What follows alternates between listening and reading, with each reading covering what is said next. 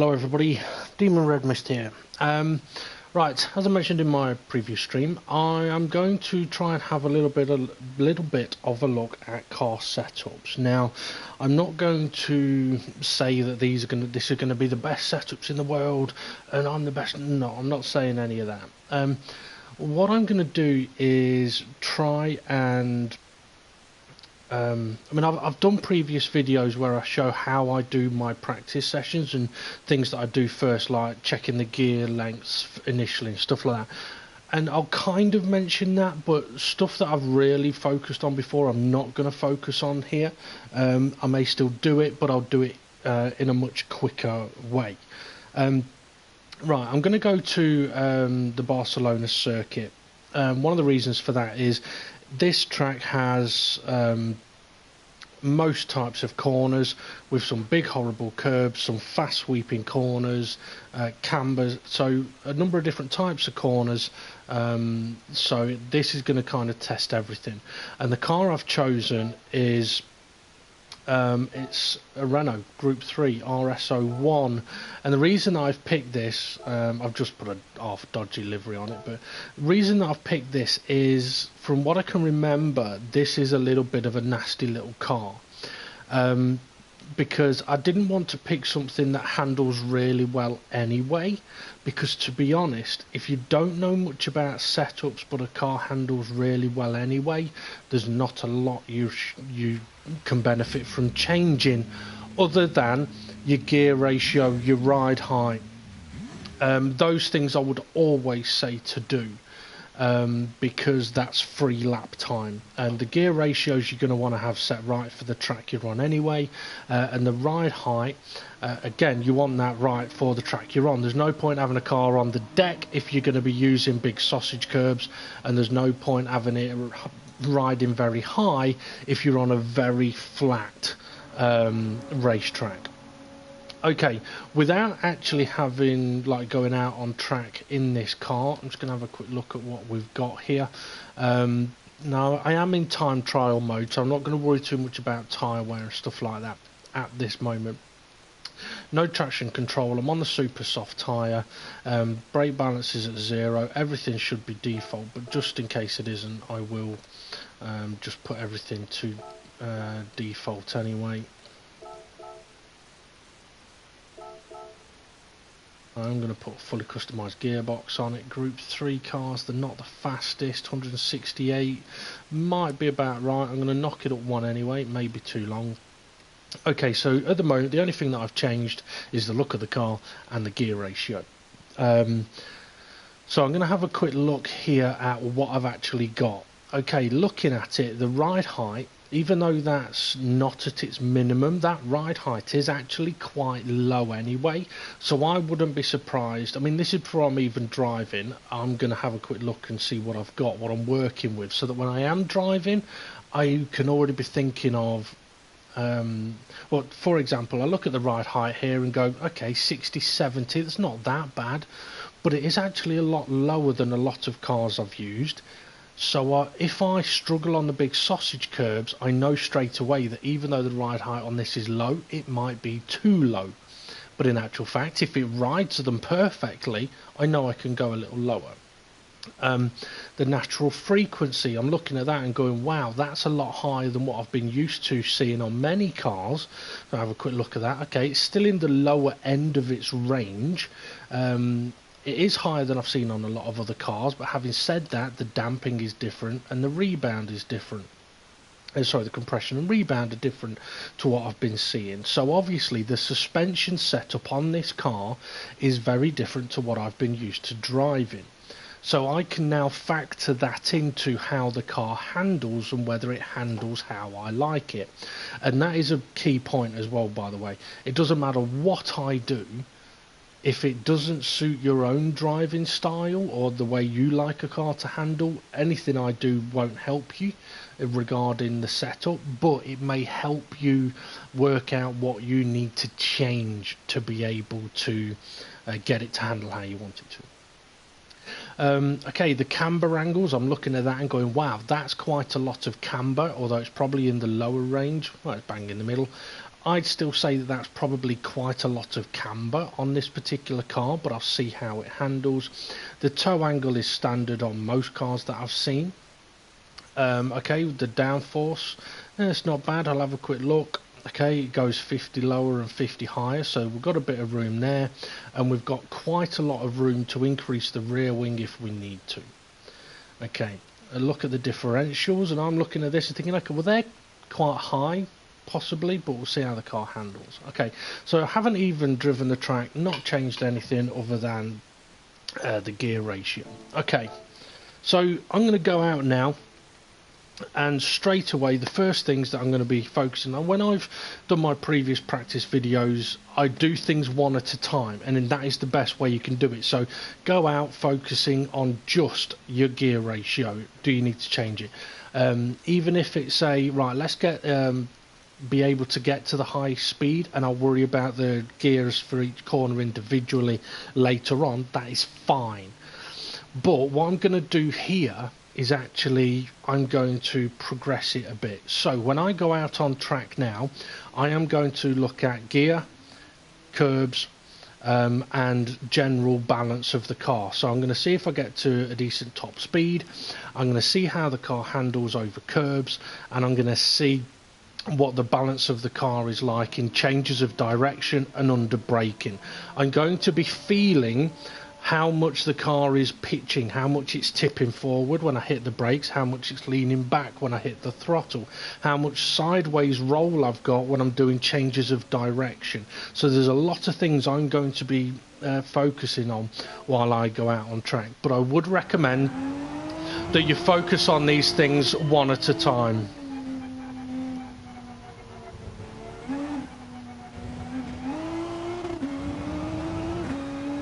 Okay, well, initially felt like decent grip on the rear end.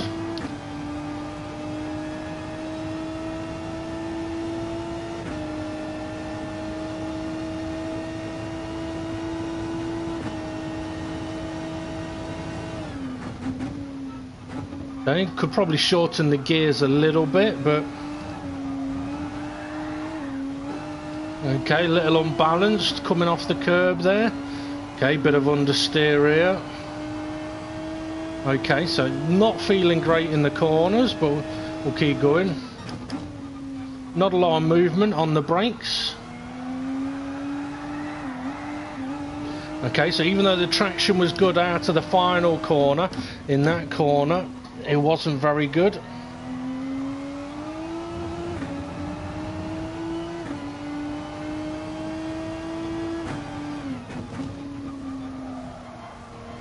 The car is feeling quite stiff.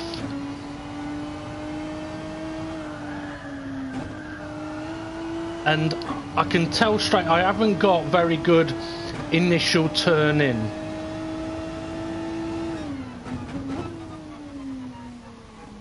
And the brakes don't seem too bad.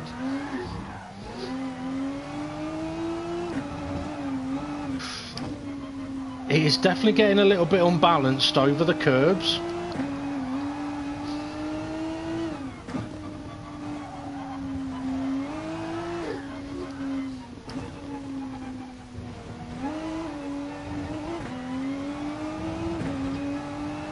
Now I'm not going for lap time, or I mean I haven't got tyre wear on, but I'm not going for lap time here. I'm not looking at tyre wear, I'm just focusing on the important things. So in that one lap I can tell, okay, it's not very good on traction, on changes of direction.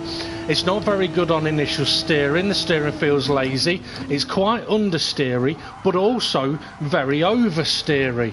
It's not liking the curbs very much.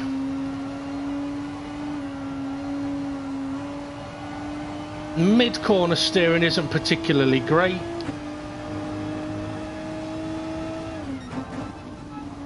But the brakes aren't too bad.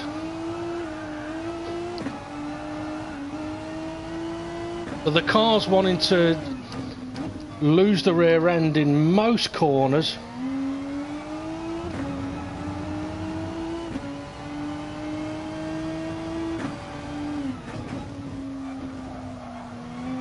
Such a lazy front end.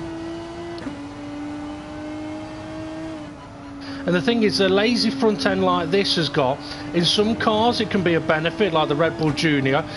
A lazy front end in that's not a bad thing because it turns so sharply anyway.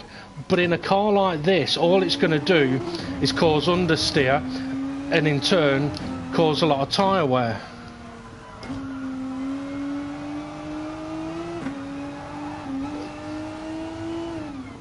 I do not have a lot of confidence in this car at all, and to be honest, this is in the realm of how a car handles that I don't like. Some of the most challenging. It's okay if you've got understeer, and it's okay if you've got oversteer, but when you've got understeer and oversteer, I can fully understand that some people might go, well, how the fuck do I fix that? Because if I fix the understeer, the front's going to turn sharper, which then means the rear's probably going to lose grip even more.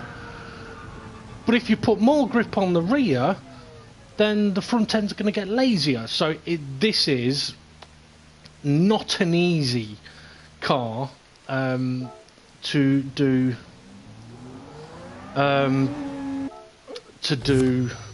a setup on, but let's have a look. Okay, so I'm going to take my time here.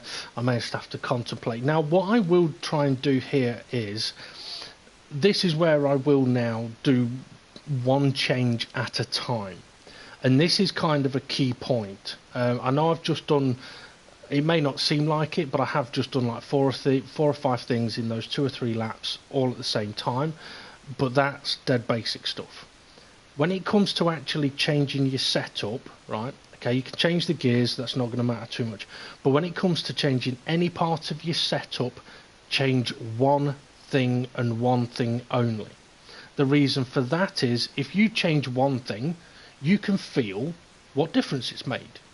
If you change 2 things, how do you know which one has made a change in how it feels? The only way you'd know is to revert one of them back to what it was before. So you may as well have just done one anyway. And by doing one at a time, it also allows you to go, right, okay, I'll change this. Does that feel better? Yes. Okay, next. I'll change this. Oh, that doesn't feel better. Right, I'll take that one off. And you do it step by step. It can be a very lengthy process, but if you're new to doing car setups or you're confused by car setups, do one thing at a time. Sometimes it can be very, very useful to go to extremes, right? And I'll give you an example of that now. Right, this car was understeering quite a lot just then, and that initially is not good. I need to sort the understeer out. I will worry about the oversteer afterwards. The reason for that is turn in comes before turn out, right? So there's no point focusing on the exit of the corner if I still can't get the entry of the corner right. So I want to focus on the entry of the corner first. There's half a chance that if I get the entry sorted out, the exit might be okay. It probably won't be, but there's more chance of that than sorting the exit out and it magically fixing the entry. Okay, entry is key. So what I'm going to do here is I'm going to have a look at the understeer. Now, what I'm going to do straight away is I'm going to look at, I'm going to look at the anti-roll bar. Now, the reason for that is I mentioned that this car is very stiff, right? And the anti-roll bar controls the stiffness of the car going from left to right, as the image shows on the right hand side of the screen. So as I'm trying to turn, I want the car to lean a little bit to allow it to really dig into the corners. If the car is too stiff, if the front end is too stiff, for example, instead of it, it's kind of like, a good way to explain it would be, it's almost like adding a camber a cambered corner into the car. By allowing it to move a little bit, you can get much better angle of grip on the tyres. If it's too stiff, the front end of the car will just slide across the road. So it's kind of like, as a very extreme analogy, it's like walking on ice in slippers compared to walking on ice on spikes. That's kind of like, one of them you're going to slip, the other one not so much. So with the anti-roll bar, the higher the number, the stiffer the roll bar. The lower the number, the softer the roll bar. Now you can take these too far, and what you adjust on the front will have a knock-on effect on the rear. And what you adjust on the rear will have a knock-on effect on the front. Okay, so with this anti-roll bar, by me reducing it, I'm going to go extreme here, by me reducing it all the way down to 1, that should effectively give me much better turning, right? Should reduce a lot of understeer, but it could give me lots and lots of oversteer, because this is such a dramatic change. The front might turn so sharp that the rear can't cope. Now I'm going to go to extreme here to hopefully show exactly what that change will have done.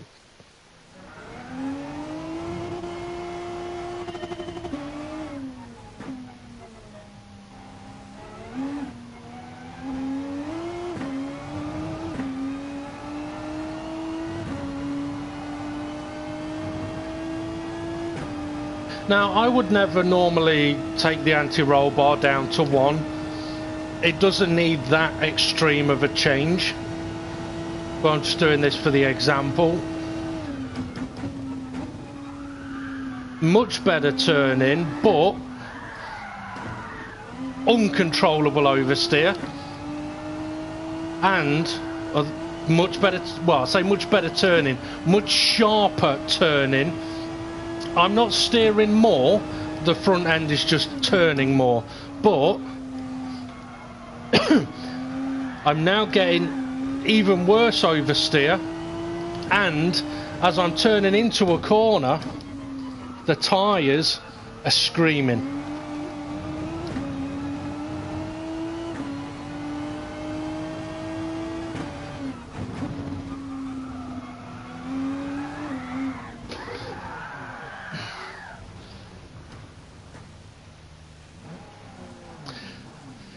Yeah, so going to extremes can be a very handy way of finding out what a certain item may change.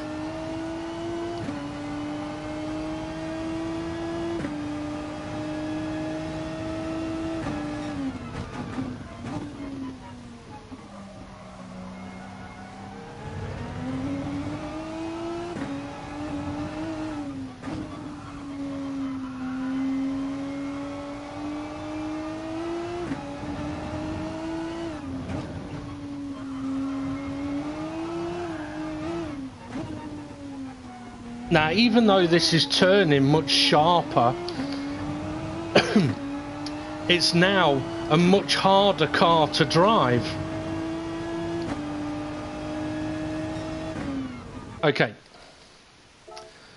So now that I've gone to the extreme on that side, I'm going to go to the extreme on the other side, just to show that as well.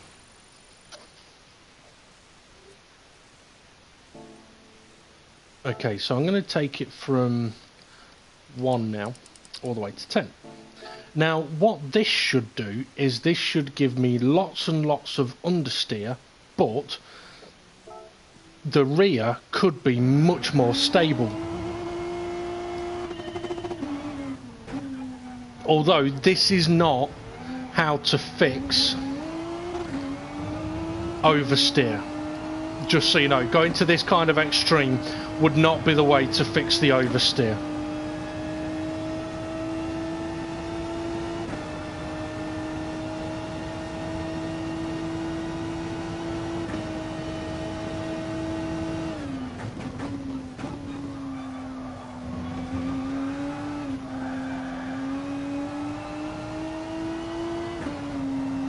Now, interestingly, straight away in that first corner, I noticed something. I'll mention it in when I finish the lap.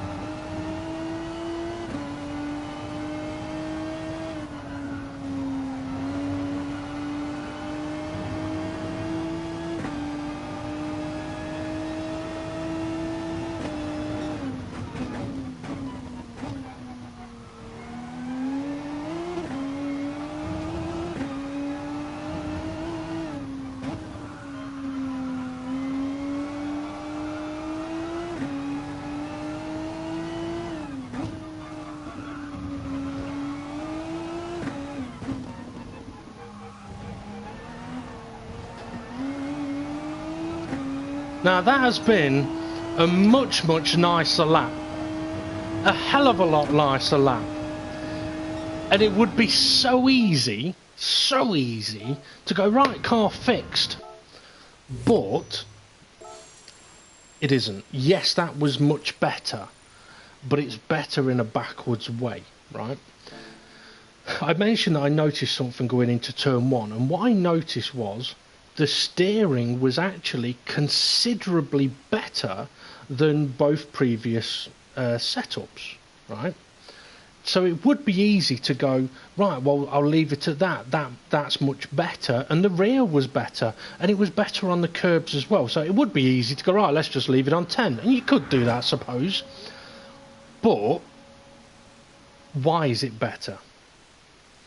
It's better because the front end is not trying to work as hard. Therefore, it had more grip. Which to me begs the question, something else in the setup is wrong, right? Because this is, to me, this is wrong, right? Having 10 on there is wrong. So when I ran with this on 7, right, I had lots of understeer. When I had it on 10, which should give more understeer, I had none, right? This is why I'm saying that something else is wrong.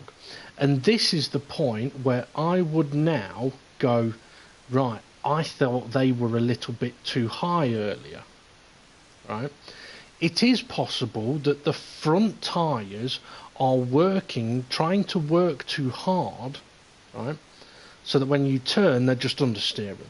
With having the anti-roll bar on 10, which should induce understeer, the front tyres were not having to work as hard, so they had more grip.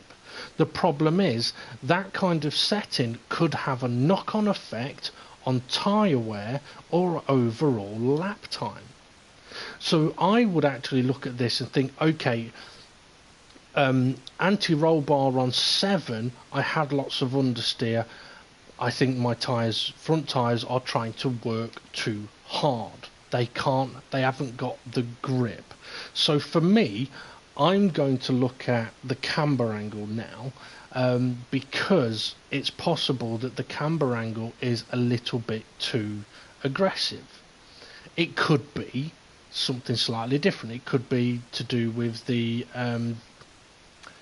compression or the natural frequency, because the anti-roll bar, as I said, affects how much the car will roll. So that is more to do with the suspension. So maybe the car is squashing down too aggressively with the anti-roll bar on 7, or not aggressively enough. Let's have a look. You can set the compression side ratio here. Higher values correspond to greater damping force, while the springs compress more slowly. Conversely, lower values will cause the springs to compress more quickly. Well, let's see. Stiffening the car up gave for better steering. Said this was going to be an awkward one. Okay, I'm going to look at the compression here because this is sort of more on the way into corners. So as we're hitting the brakes, as we're putting pressure on the front end, as the front end of the car is squashing down, rather than as we're coming out of the corners where the suspension is reacting. Right, let's take this to the extreme.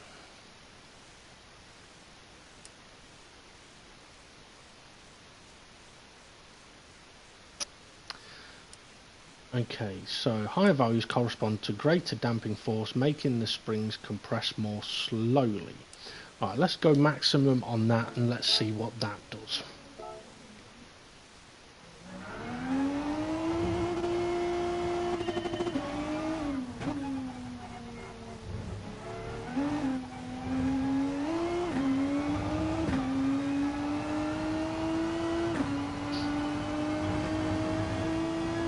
Now, what I would expect this to do is it's either going to make the car bounce a lot more in the corner, or it's going to make the car hunker down more in the corner. And it's making it slide, so it's bouncing, it's not gripping. And you know what? You might not be able to see it too well, but have a look at the bonnet line as I go round a corner.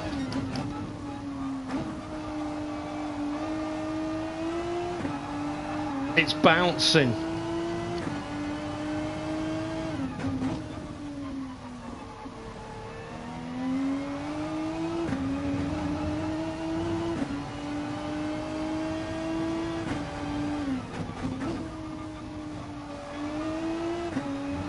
I tell you what though, initial turn in actually isn't too bad, but once I'm turned it's not handling it too well. So I'd probably say going to the extreme, it's probably gone a little bit too high. Yeah, you see, once I've initially turned, it's not reacting too well. It's not too bad on the initial turn, but once I've turned... Now, I could adjust the... excuse me, the rebound, but I'm not going to do that just yet.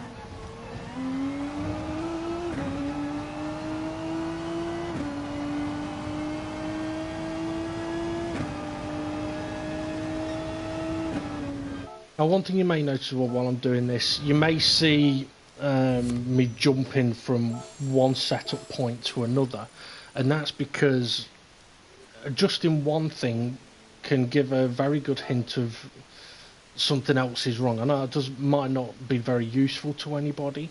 Okay, so I increased that to 60, and it kind of made initial turning better, but the car was bouncing and sliding through the corners.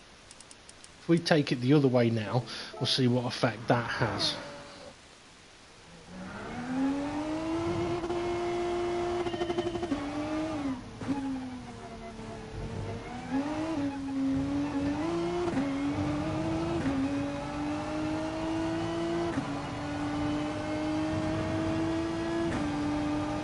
Well, through the final corner there, it didn't feel too bad mid-corner, but I'm not going to judge it just on that.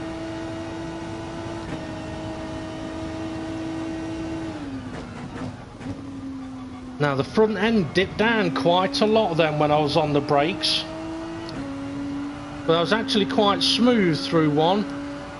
It's understeering now. I mean, it's not too bad actually.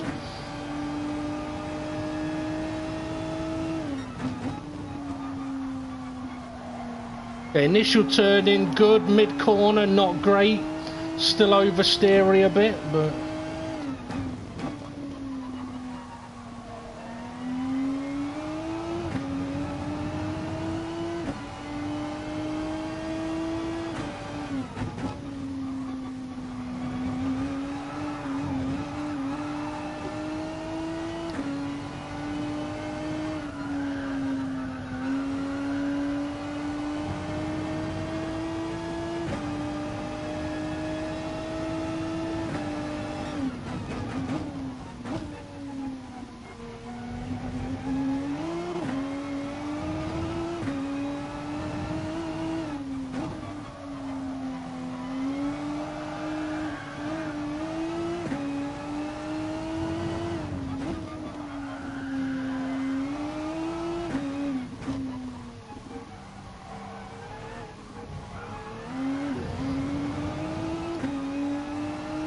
Okay, so having adjusted both of that setting in both directions, what I can say is both made a significant change in how the front end of the car handled. They also had a knock-on effect of how the back of the car handled, but I'm not worried too much about that at the moment. So even though I started off by having a look at the anti-roll bar, and I've now gone and had a look at the damping frequency, this was on 55, I can now kind of come to the assumption that, you know what, maybe a minor increase on the anti-roll bar, and then perhaps a minor decrease on the damping ratio compression, or maybe actually a slight increase, because when I increased it maximum, the initial turn-in was good, but then it was bouncing around the corner. When I minimised the compression, it wasn't too bad on turn-in and mid-corner, but then all of a sudden there was a big snap of oversteer. So I'm probably not going to go that way. So what I'm going to do actually is I'm going to go up 1 on the anti-roll bar, and I know I'm changing 2 things now, but sue me. And I'm going to go up 1 on the damping ratio compression. So hopefully what this is going to do is the front end with the anti-roll bar, it is now a little bit stiffer, but should induce a little bit of understeer, which will hopefully allow the front tyres to grip a bit better, because that's what going to maximum did. And then with the damping ratio, I've now made this have a slightly higher force. So even though my anti-roll bar is stiffer, there's going to be a little bit more force on it. So the effect might not be that massive, but it might just be enough. It's a little bit like if you try and squash a spring, it will squash at a certain rate. If you get a thicker spring and squash with the same pressure, it will change at a different rate, but if you apply more pressure, it will react differently. Okay, so let's see what that tiny change does. Now while I'm doing this as well, I am sort of trying to have a feel and see what I'm thinking about the cambers and the toe angles.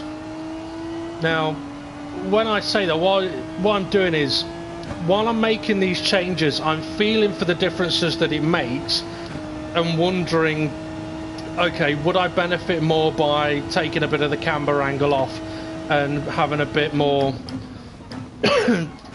sorry, a better contact patch? Okay, initial turn in feels good. Bit of late corner understeer though, but not too bad. I wasn't very good through turn 1, to be fair though.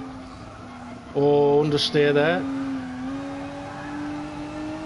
Now even though I got a little bit of oversteer there, it was much more controllable.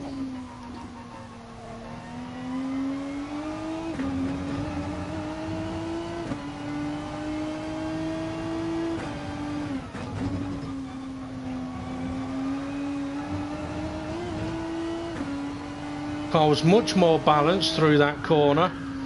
Or, okay, higher speed understeer, similar to turn 3.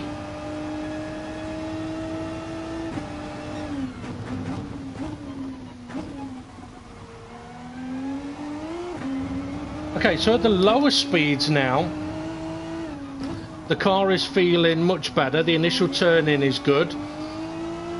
The response from the rear of the car is actually pretty good.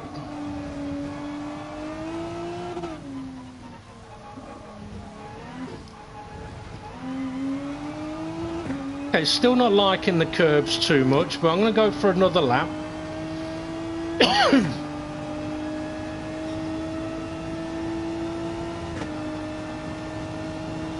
So now I'm going to try and focus on the medium to high speed corners.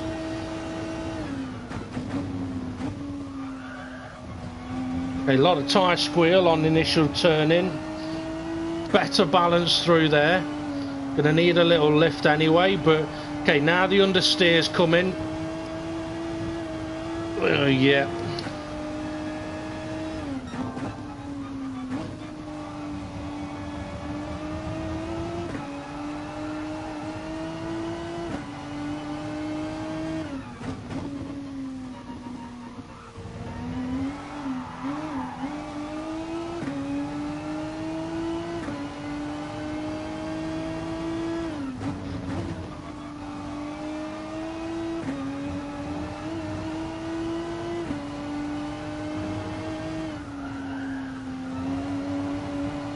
Okay, so actually, you know what? Initial turn in now is very good.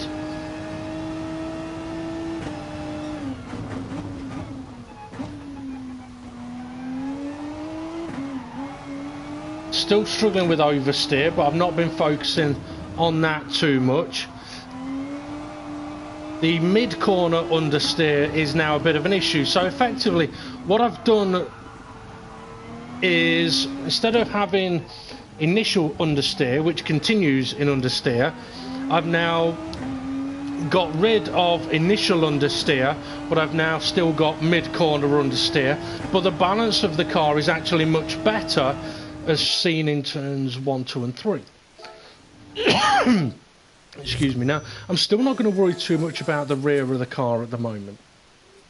So what I'm going to do now is I'm going to try and have a look at, right, okay, what is going to help me with that mid-corner understeer. Now, bear in mind, when it comes to things like understeer and oversteer, you do have to factor in, are you just trying to drive too quick?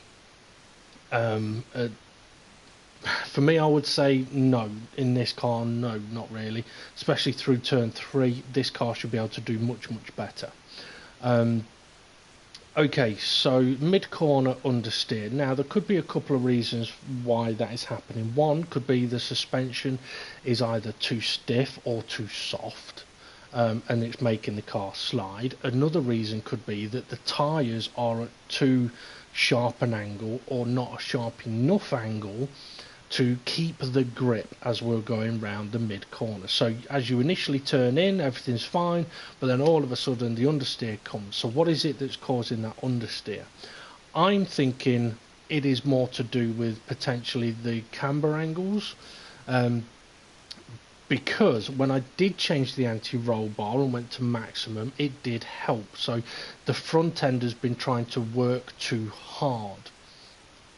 So I am actually going to have a look now at the camber angles, and it is possible as well that the rear camber, because I mean, let's have a read of it. Adjust the angle of the car's tyres relative to the ground. I know sometimes these descriptions can be confusing, but at the lowest value, 0, the wheels, now 0 on this, it is like -0, and 3 is -3. Just so you know, the wheels are perpendicular to the ground at 0, so the wheels are basically dead straight up. The higher the value, the greater the extent to which the bottom of the wheels are wider apart than the top. With a negative camber angle, which is what that is, so at the moment I'm at -3, so that's a negative camber angle, the tyres will have more grip while cornering. An excessively negative camber angle will impede your driving, however. So basically, I mean, I know this is one of the things that does confuse people, that even though that says 3.0 on the screen there in white, it is actually negative 3.0, so that can be a little bit confusing for people. It does help if you look where it says camber angle and in brackets it's got a minus sign. Okay, so what I could do here now is I can think, right, okay, well, it does say there on the right hand side, an excessively negative camber angle will impede your driving. So this should give more grip, right? But it could impede the driving. So if I now go maximum, right, it would be very easy to read the notes on the right and go, with the negative camber angle, the tyres will have more grip while cornering. Okay, let's put more negative camber angle. We'll go to 6.0. Let's go and see what that does. This should be really good. And if it is really good, I'll be fucking pissed, because it should be really shit. What should happen here is initial turn in should be phenomenal, and then everything should go to shit.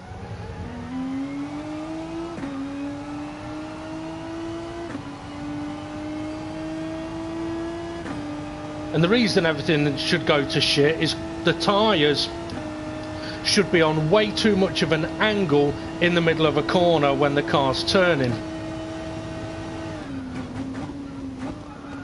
Good initial turning and masses of understeer, and that's what I was expecting. How do we get on round here? Initial turning good, understeer is coming, but I wasn't very quick on the way into it. Too aggressive on the gears. Understeer, understeer. Okay, I'm not getting oversteer, but I am getting lots and lots of understeer. Way too much. And you might be wondering, well, I only adjusted the fronts, how come I'm not getting oversteer anymore? One way to look at it is, okay, you got front end setup, rear end setup, and in the middle is a pivot point. Anything you adjust on the front will have a knock-on effect to the rear. Anything you adjust at the rear will have a knock-on effect to the front. What I've said on previous videos, sometimes if you have understeer, you may find more of a benefit adjusting something on the rear of the car than trying to give yourself more front end grip. You can potentially give yourself free front end grip by adjusting something on the rear of the car.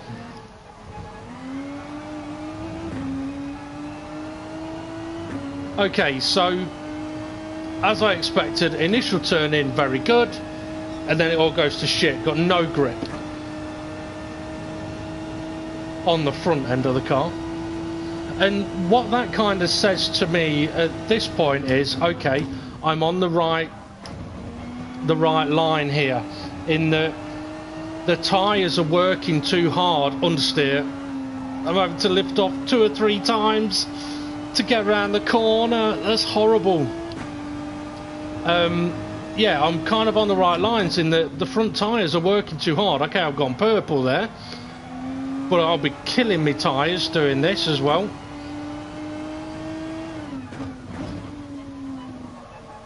So if I can go purple on this setup where I'm losing grip in the corners, imagine what it could do if it actually gripped in the corners. Now, a lot of the time gain that I've found is because the front end initially is gripping and the rear end is not sliding. I've got no oversteer whatsoever, but we'll come to that.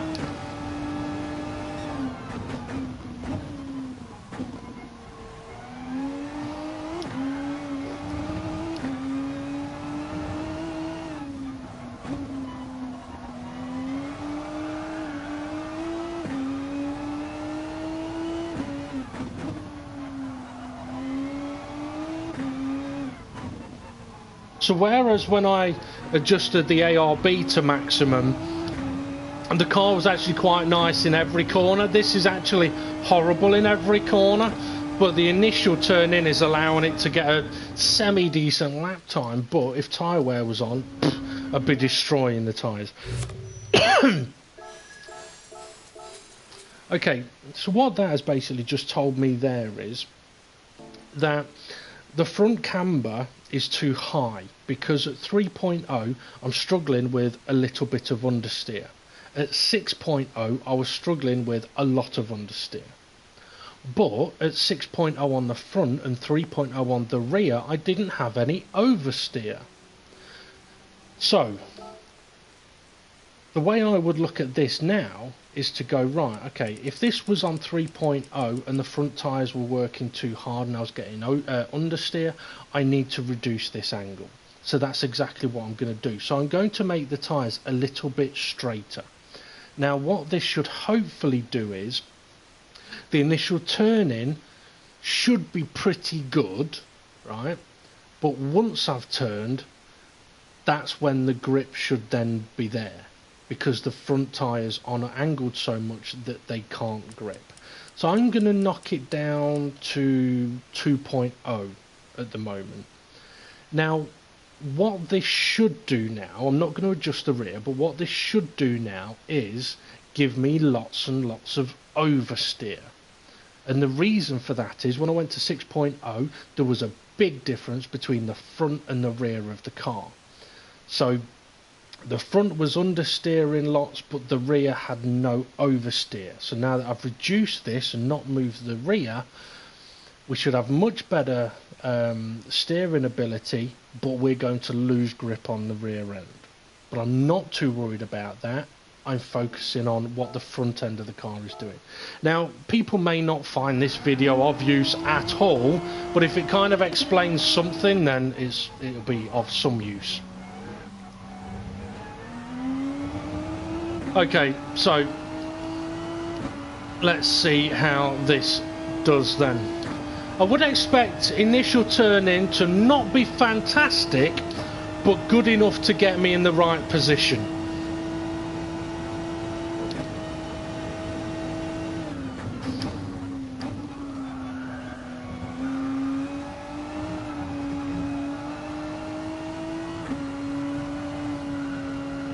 One tiny little lift.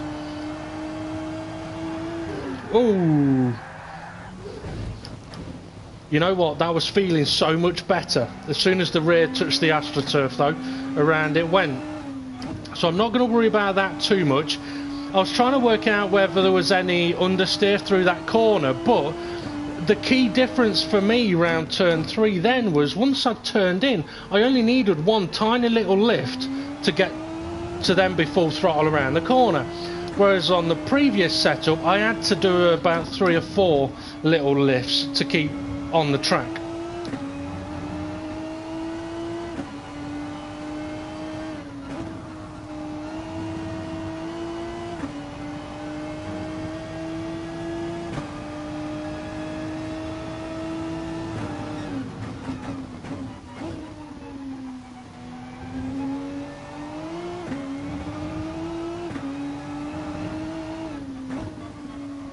You may notice as well that I've not touched the ride height in the car, even though I did say it was one of the first things that I was looking into. The reason I haven't changed it is because when I adjusted the anti-roll bar to maximum, the car handled the curbs fine. So that tells me the ride height is okay for now. So I'm going to ignore the ride height for now. Once I've got the car turning right, I may have another look at the ride height.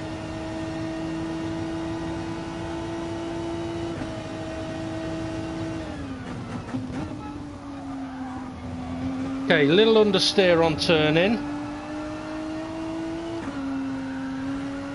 Had to do a bigger lift there, I was out of shape. I'm not getting any understeer mid-corner now though. None at all really.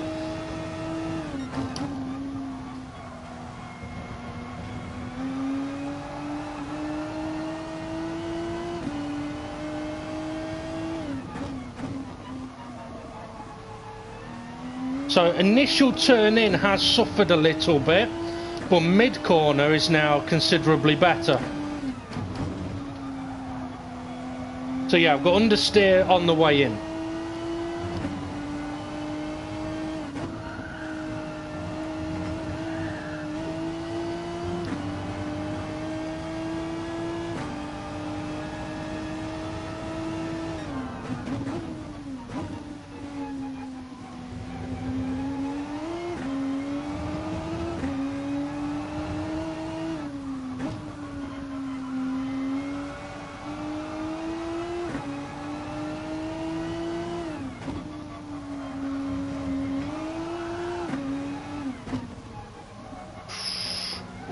Bit aggressive on the brakes there.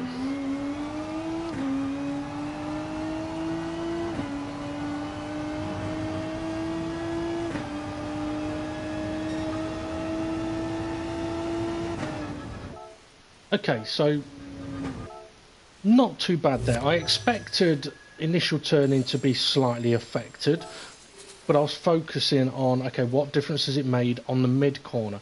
And it dramatically improved the mid-corner grip. So interestingly, reducing the camber angle, even though, and this is where it gets confusing for many people, even though on the right hand side of the screen there it says with a negative camber angle the tyres will have more grip while cornering, even though having a lesser negative camber angle has given me better grip, that's where confusion can come in. So sometimes when your understeer occurs, it could be because your front tyres are working too hard. And that is why when I adjusted the anti-roll bar and went maximum on it, and it should have given me lots of understeer, I knew something else was wrong. because when I get to the point on this where I'm happy with the front end of the car, if I went and put the front anti-roll bar to 10, I should then get loads of understeer. But I'm not going to try it. Anyway. Okay, so making the change that I did there, initial turn-in was now not as good. Right? I was getting understeer on initial turn-in. Excuse me, but mid-corner was considerably better. Now, there's two ways I could look at trying to fix that. One of them is to add a little extra onto the front camber, and to be honest, that's probably what I would do. So 3.0 initial turn-in was good, lots of plenty of mid-corner understeer. At 2.0, initial turn-in was not very good, but mid-corner grip was brilliant. So go halfway and I'll see what that's like. Another way to try and affect that would be to adjust the toe angle. Again, the toe angle is, as it shows on the screen, either pointing out or pointing in. One of them gives you better grip on a straight, and one of them gives you better grip in the corners. However, if it is too aggressive, your tyres are working too hard. The toe angle is a very good setting, though, to treat backwards. So adjust the front to have a better impact on the rear. Sorry, adjust the rear to have a better impact on the front. So the other way that I could try and fix the initial turn-in would be to reduce the toe-in angle on the rear of the car. I'm not going to do that now because I want to see what 2.5 camber angle is like. So what I'm hoping for here now is a better initial turn-in with excuse me, perhaps a little less grip than I just ran mid-corner. However, because I have better entry grip, I will be able to position the car better, therefore not need that extra bit of grip mid-corner.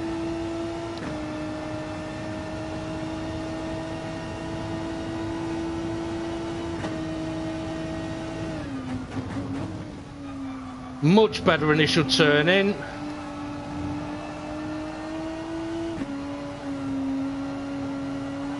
Much better grip. Oh, did run a little bit wide. Okay. I didn't necessarily suffer with understeer, so I wasn't turning too much, but the car did want to run wide. And before that, though, it was absolutely brilliant. Okay, still getting a little bit of oversteer.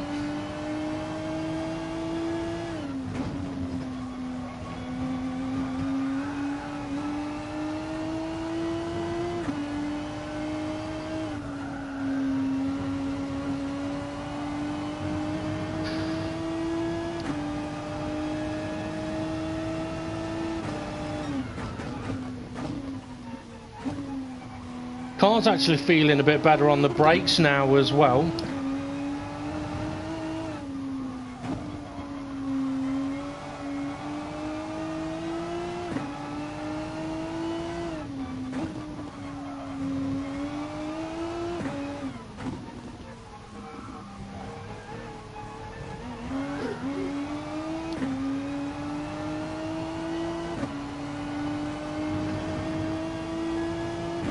Right, let's have another look at turn 1, 2 and 3.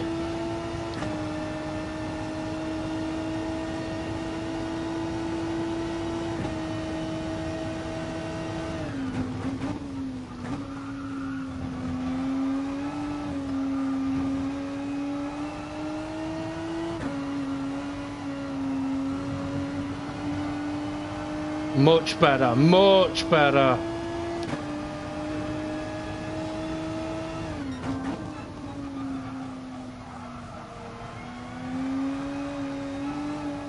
Okay, that's the oversteer still being a little bit of an issue.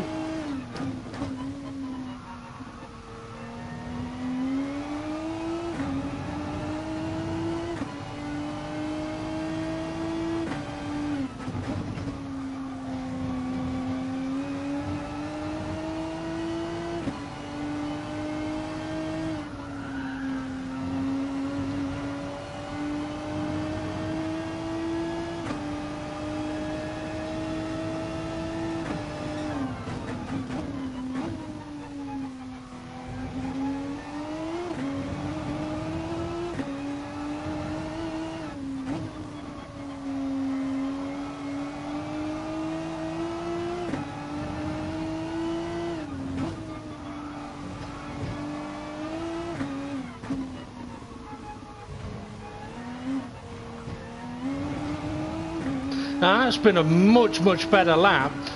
I'm still a little bit tentative with the throttle because of what the rear end every now and again trying to lose grip on me, but that was so much more stable on braking, on turning, on grip mid-corner.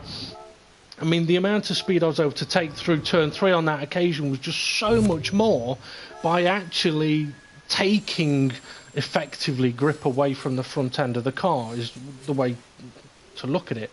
That's basically what could be called dialing in understeer to give you more grip. Okay, so having done that setup change there on the camber angle, that to me felt so good that I don't think I would really want to change much more on the front end of the car, because that grip was really good. I was concerned about the rear of the car though, so I am going to have a look at that. But just before I do, I probably should have done this at the start, a quick run through, a short run through of some of these settings here. Okay, suspension, the ride height is exactly what it says on the tin. It is how low your car is to the ground. Some cars will benefit, like this one perhaps, from having a lower front ride height compared to the rear ride height, because you are creating a rake angle, as it's called. It's what Red Bull use. Rear of the car is higher than the front. It is basically free downforce, but if your mechanical settings are wrong, it's free travel to the barriers. Now, you can go way too low with the ride height, and I have said that I hadn't touched it on this particular car at the moment, because on some of the settings that I've used, the car has handled the curbs fine, which says to me the ride height at the moment is not an issue. The rest of the car has been. Okay, natural frequency, that's something that's new to me, reference this particular game. So have a quick read of this. The effective spring rate value changes depending on the suspension type and lever ratio. So the lever ratio, it's a little bit like the pivot point I mentioned, like front to rear. There is a pivot point or a lever point. The natural frequency is a representation of how the ride feels as a result of this, as in whether it's nice and soft and bouncy in a gentle wave, or as it shows up in the top right corner, or whether it's very harsh and sharp. And so let's try to think, if you are racing on sand, for example, you might want a very soft suspension. If you're racing on a perfectly flat fucking tarmac, you can go much harder. But anyway, the higher the value, the stiffer the feeling of the ride. The lower the value, the more gentle the ride feels. Matching the natural frequency of the front and back wheels makes for a smoother ride. Now, I could show you what effect that'll have, and I will do shortly, because going to maximums on those, it is a maximum or minimum, it is a dramatic effect. Okay, anti-roll bar. Anti-roll bar is one of the very quick ways of trying to fix understeer and oversteer. It doesn't need massive adjustments though. Literally 1 or 2 clicks up or down is more than enough of an adjustment to feel it. I would potentially always start with adjusting the front anti-roll bar, and if you find that it's not giving you a better turn in, try adjusting the rear anti-roll bar to have the knock-on effect to the front. Now, on a few cars, I have been able to run a much lower rear anti-roll bar, because whereas with the front you want it to be kind of firm, with the rear, you imagine an American drag racer car. You look at how much their tyres compress and squat and squash, and how much grip they produce. Well, that's kind of what a softer rear anti-roll bar can do. If your rear anti-roll bar is too stiff, when the rear wants to squat down and grip, it doesn't squat down, therefore it doesn't grip. So you can quite often go quite low on a rear anti-roll bar to give you much better grip in a traction zone. But if your traction zones, a lot like this particular track, are in corners, having a very low rear anti-roll bar might not help. Because as you're going around turn 3, for example, if the rear of the car is squatting but the front of the car is turning right, now the rear of the car is not squatting parallel. It will be squatting more onto your rear left tyre than your rear right tyre, which then means you get two different speeds of rotation, two different levels of grip, two very different levels of tyre wear. Okay. The damping ratio and compression and rebound, I mentioned about that earlier on. It's about how quickly the suspension will squash and then get pushed back up. And they can have quite dramatic effects. Again, you don't need massive changes in those. Camber angles I've just talked about, and then we've got the toe angles. Now, the toe angles can be very, very useful to adjust in things like oversteer, understeer and stuff like that, and I'll get onto that in more depth in a moment. A lot of what I've done with cars on this particular game, the kind of way that I've looked at it is, if the front of the car is just not turning at all for you, reducing the rear in can make the front turn better. If the front end is turning way too sharp, then you can decrease the turnout. So, for example, in Brazil, I think I've gone for a lower turnout angle because it's not trying to turn as aggressively. So if it's turning too sharp, reduce the front. If it's not turning anywhere sharp enough, you can reduce the rear. Now, the reason I haven't gone straight ahead to do that on this particular car is because if this car had loads and loads of rear grip but the front was understeering, I could have just gone and changed the toe in angle on the rear, because I know the rear of the car has got bags of grip anyway. But because this car had loads and loads of understeer and loads of oversteer, adjusting that rear would not have had the right effect that I needed. Okay, I know I haven't talked about the diffs yet, and I will try and get onto those in a little while, but I now want to try and sort out the rear of the car, because the front end has been very, very good. However, adjusting the rear of the car could have a very negative effect on the front end of the car.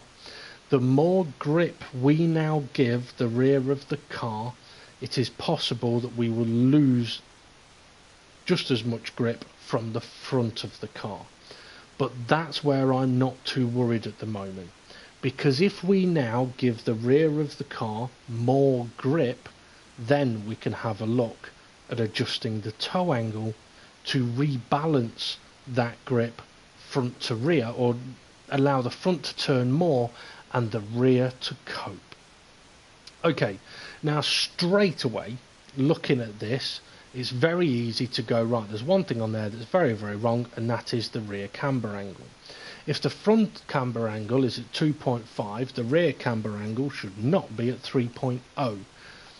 I would tend to go on a rule of thumb of the rear should be no more than the same as your front, but actually should be less than your front. That's just the way that I tend to do it, because your rear tyres are not the ones that turn the car, but they do obviously need to have some grip. So straight off the bat, I would say that 3.0, this is now a feature, and has been all along, of the the oversteer that we've had in the car. Okay, and the reason I have not adjusted this earlier is because when I did max out the front anti-roll bar, I didn't have oversteer, but that's because the understeer and oversteer balance had changed completely, right? So it wasn't necessarily that the anti-roll bar had fixed it, it had just completely changed the balance of the car. I have now adjusted the balance of the car, and the rear is not gripping as well as it should. Now I'm going to go for doing an extreme. So at 6.0 on the rear, this should now be way too oversteery to control.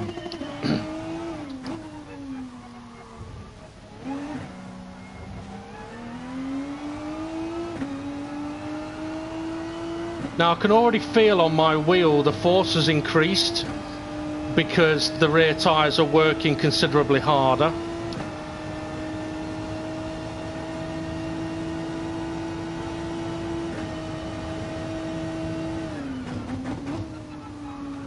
So good turn in, but I can feel the rear is trying to go. The rear is light.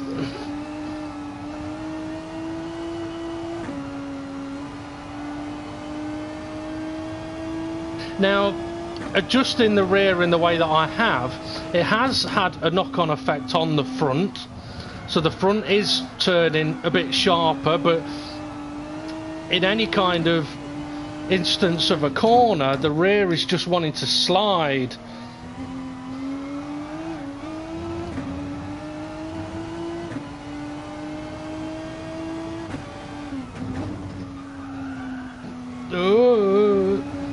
Yeah, this is not nice.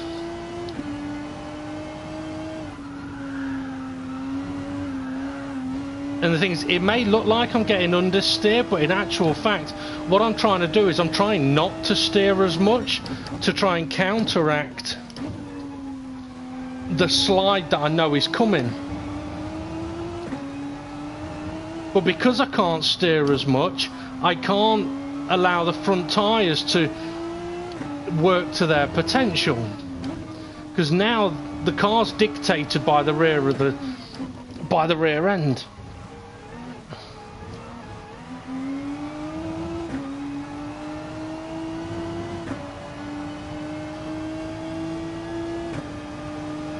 You know, that lap's made me sweat. Okay, that was bloody awful, but it was what I expected. Way too much oversteer. But that was just to sort of try and emphasise the point that I was trying to make, that the rear camber was way too high.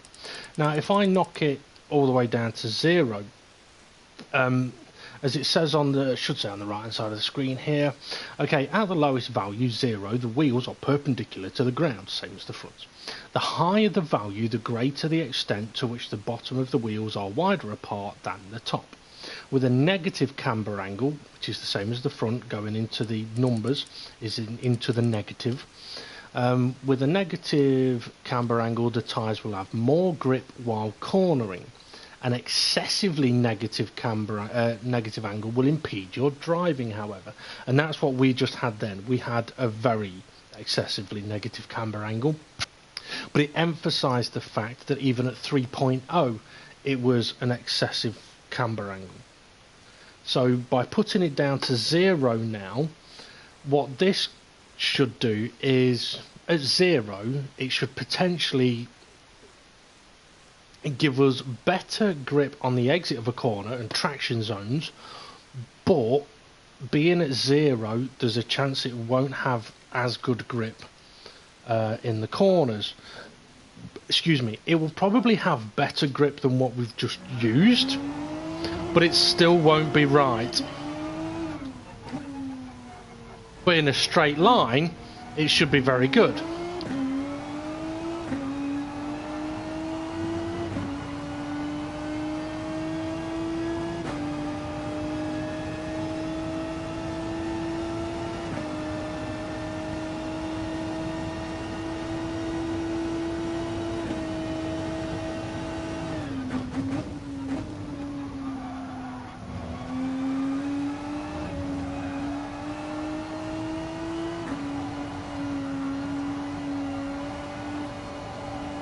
That has had an effect on the front end of the car again, which is what I would expect.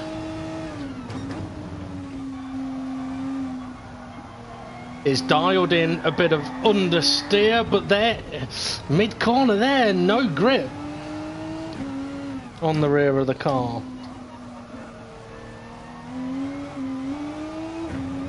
So on a corner where the road was a little bit sort of cambered, off balanced, the rear couldn't cope. I'd expect it to get a little bit loose up here maybe. Well, wasn't too bad really. Lots of understeer though. Now, you may sit there and think, well, where's the point of fixing the front end of the car, Dave, if by adjusting these little bits on the rear have now broken the front end of the car? Well, it hasn't broken the front end of the car. The front end of the car is fixed, meaning that when we adjust the rear, we know what the front end should feel like and what may need a minor adjustment to compensate.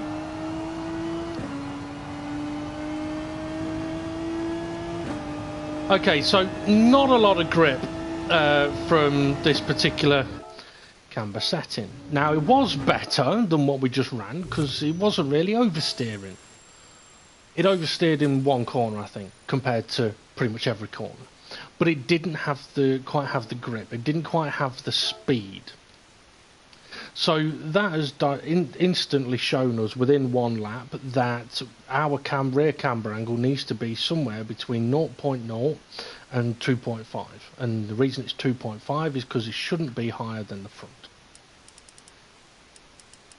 Okay, me personally, I'm going to go 1.5. I'm going to go, basically it's 1.0 lower than the front. It's just a way I tend to do it on the game. I like to keep things at a kind of balanced pattern. I know, right, if I go to 1.5 now, but it's a little bit oversteery, I'll knock it down 1 or 2 clicks. If at 1.5 it's not quite got enough grip, but it's not really oversteering, it's just not got the speed, then I would increase it a little bit. But I wouldn't necessarily touch the front. Okay, let's give this a quick little try.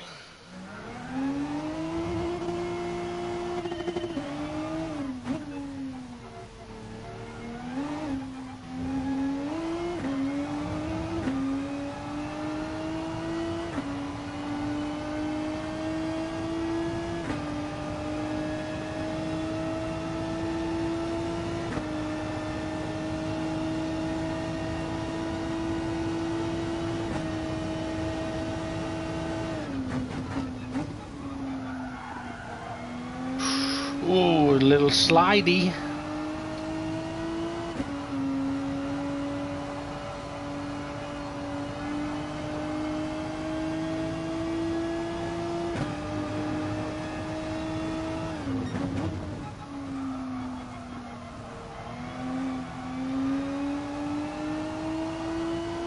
Much better through there though.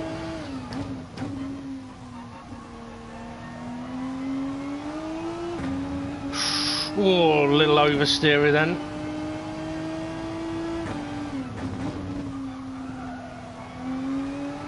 Okay, so still a little oversteering, brought in a little bit of understeer again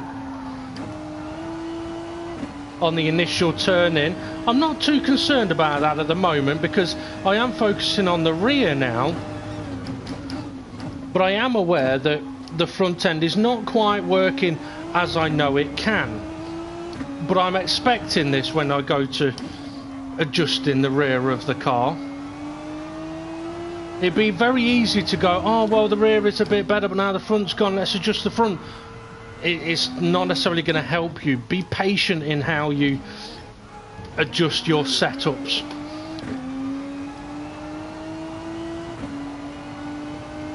Okay, so slight improvement on the last 2 runs, but still not as good as it should be. Okay,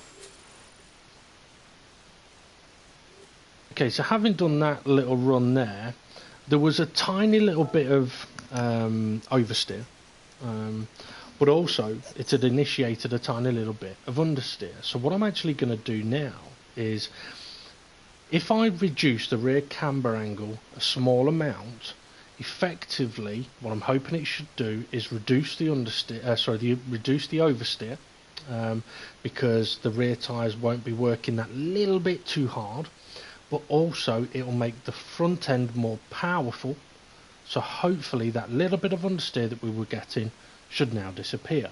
So I'm going to knock it down,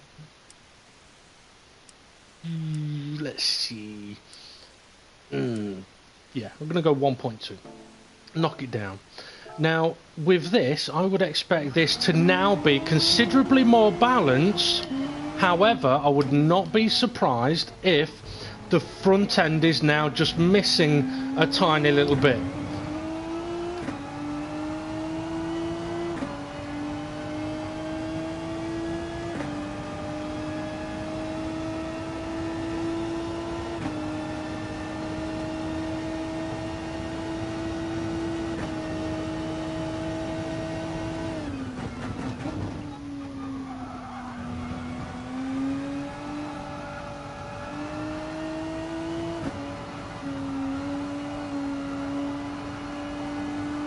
Yeah, a little bit of understeer creeping in there.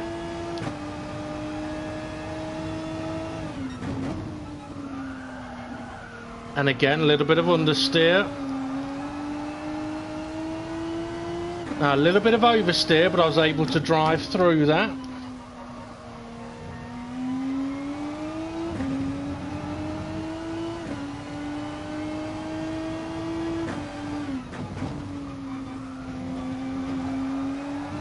Oh, I don't know if that was me being too aggressive on that occasion. Let's keep going. I mean, the car's is feeling interesting on a couple of the corners. Its turning is much better. On a couple of others, it is still sliding a little bit.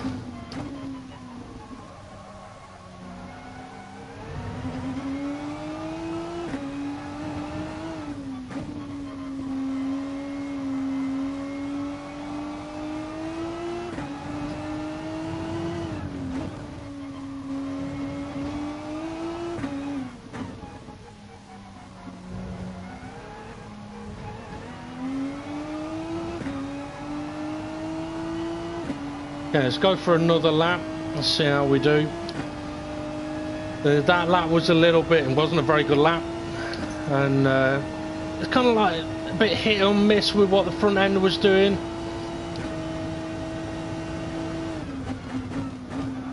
Braked a bit later than normal though, managed to get it slowed down quite nicely. How's the rear going to cope here? How's the front going to cope? Yeah, a little bit of understeer, but that's not too bad.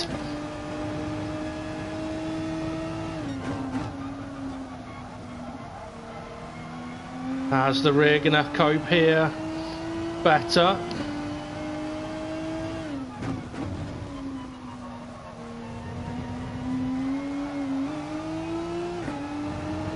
Balance still isn't quite there.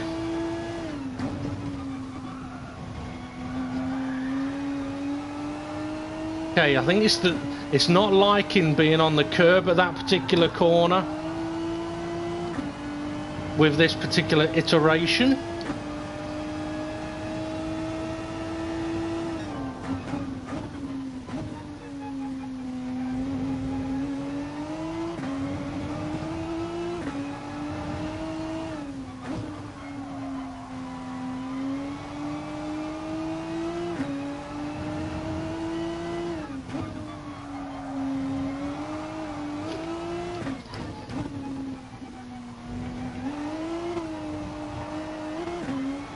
Okay, you know what? I'm thinking that actually the rear camber might be too low. The front end is struggling a little bit on initial turning. The front end's turning quite sharp. So I'm actually thinking that maybe, just maybe, it needs a slightly higher camber angle on the rear end now. Because that's the way that I look at that. Although I'm adjusting the rear, I am focusing as well. What effect is it having on the front? And the front is now, it is again turning in quite sharply, quite nicely, but it's a little bit too much. And I think that's what's causing the initial understeer. But also because it's turning in that little bit sharper, as I mentioned, giving the front end a little extra power. The rear end now can't cope as well. Now I tried it at 1.5 and 1.2, so let's go to 2.0. Let's see how this copes.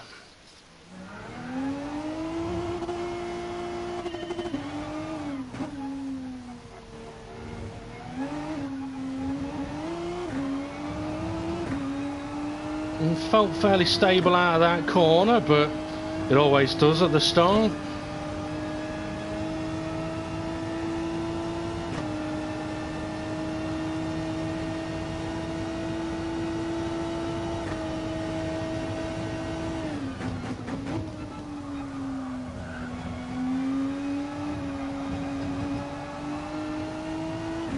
Much better, much smoother. Running wide because I took a rather tight line in.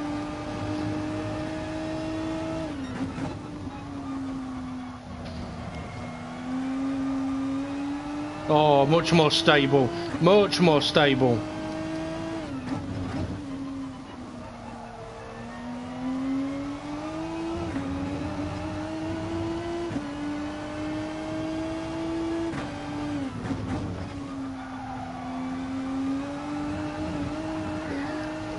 Still not liking that curb in there.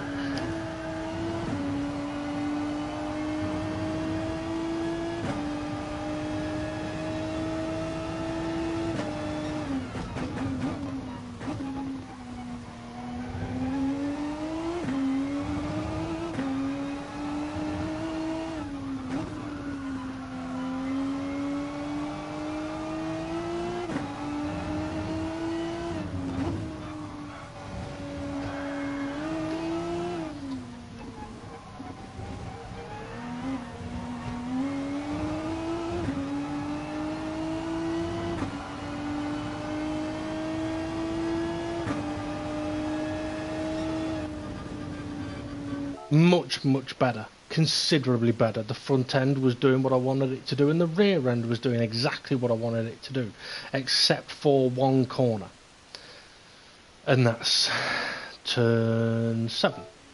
The left right chicane at the bottom of the hill. Now, there could be a couple of reasons for that. With the setup changes that I've made, the angle of the tyres now as they go over the curb and the AstroTurf there are at an angle that the car isn't liking, as it's at the bottom of that hill and it's sending me a little bit wide, and then the change of direction, it can't cope with it.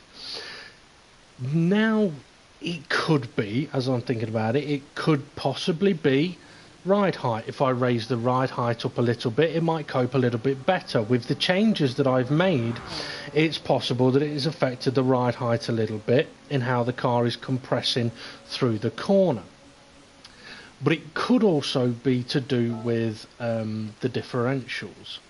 Now, to be honest, if I wasn't having a problem at that corner, I probably wouldn't change anything else on the car now because it's handling very nicely. At this point, I would stick with this setup and do as many laps as I could and see what lap times I can get. Then I may have will have more knowledge as to whether I think I can go faster and need to adjust the setup to do so. And that is where I would then perhaps adjust the toe angle. Now, I've already discussed what the toe angle does, so I'm not going to show that.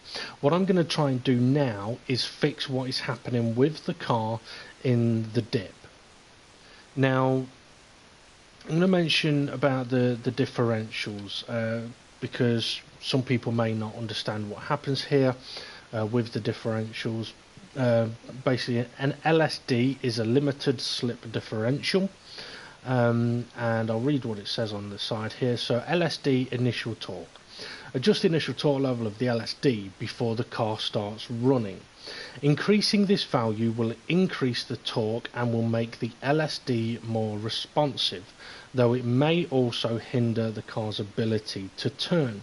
Now, that to me isn't very descriptive, but from what I can gather with the initial torque is when you sort of first hit the throttle, it's how much of the differential will limit. Like if the differential was on 0, then it's doing nothing and you'll hit the throttle and whatever will happen will happen.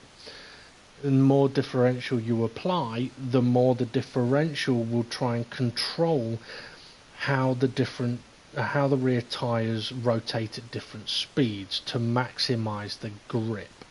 Okay, so a little bit like, okay, if you had it on 0 and you just planted the throttle and then you looked at the tyre marks you left, if your left rear has left a big black tyre mark but your right hasn't, your rear right hasn't, then your rear left has been wheel spinning and your rear right hasn't. Now you either want them both to wheel spin or both not to wheel spin, or wheel spin a tiny bit and then drive away. By applying the differential with the initial torque, then effectively what you should be doing is adjusting the speed that the wheels will be allowed to rotate. So that left rear that was rotating much quicker, which is why it left a big black tyre mark, will now be made to rotate a little bit slower, while the rear right may be allowed to rotate a little bit quicker to balance out the effect. Now when it comes to the LSD acceleration sensitivity, that is effectively the same thing, but this is more to do with being on the power through corners. So adjust the effectiveness of the LSD when accelerating. Increasing this value will make the LSD more effective, but can make the car unstable when the accelerator is released. Okay, very difficult for me to explain this without being able to show you something specific. So I'll try and explain it in the best way that I can. As you approach a corner, let's say for example the hairpin. Let's show you the track map here. I can't, just hang on a sec. Okay, so looking in the top right corner at the track map, the hairpin, sort of just underneath and to the right of where the red arrow is at the moment. It's a very tight corner. As you approach that corner and go around that corner, your left side tyres will rotate at a different speed to your right side tyres, because your left tyres are closer to the apex than the right side of the tyres. It's the same as a big gate. When you open a big gate, the part of the gate that is attached to the post only moves a little bit, but the part of the gate that is at the other end, where it actually opens, that moves loads. So that's basically the same kind of effect. So the tyres that are nearer the inside of the corner will rotate quicker, or will rotate less times than the tyres on the outside of the corner. Now what that means is, when it comes to the differentials, is effectively you can adjust the differential to change the speed in which those tyres rotate, so that you can balance your grip, your acceleration or your braking much better, your ability to accelerate, your ability to turn. Now there is a very handy way of finding out if your differential needs to be adjusted, and that is, if you have tyre wear on, when you look at your rear tyre wear after a number of laps, if one side is much lower than the other side, then that's probably because your rear tyres are rotating at such different speeds through the corners that you are causing tyre wear. Because if you think, if the wheels are rotating at exactly the same speed when they go around the tight hairpin, one of them has a much shorter distance to cover but is still rotating at the same speed, which means that that tyre is effectively going to be spinning, whereas the outside tyre is not going to be spinning. So you're going to cause a lot of tyre wear on the tyre that is on the inside of the corner. So that is a telltale sign of your differentials are wrong on your acceleration as you're driving through corners, is the imbalance in rear tyre wear. So you can increase the differential.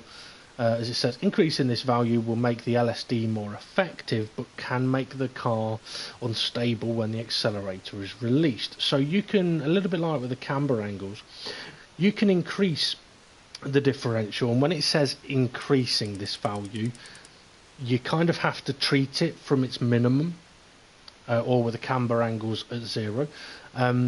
Treat it as its minimum when it says increasing this value will make the LSD more effective. Because, let's face it, if at 40 that's already on the limit of its best ability, increasing the value is not going to be more effective.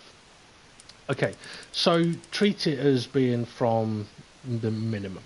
So increasing this value will make the LSD more effective, which means it will control more the different rotation speeds of the tyres going in the acceleration zones and in the corners. Okay, but if you go too far with it, you will go from having the wheels rotate at exactly the same speed, causing wear, to the wheels rotating at different speeds, being better for you, to then changing the rotation speeds so much that now the tyre that was spinning before is spinning again.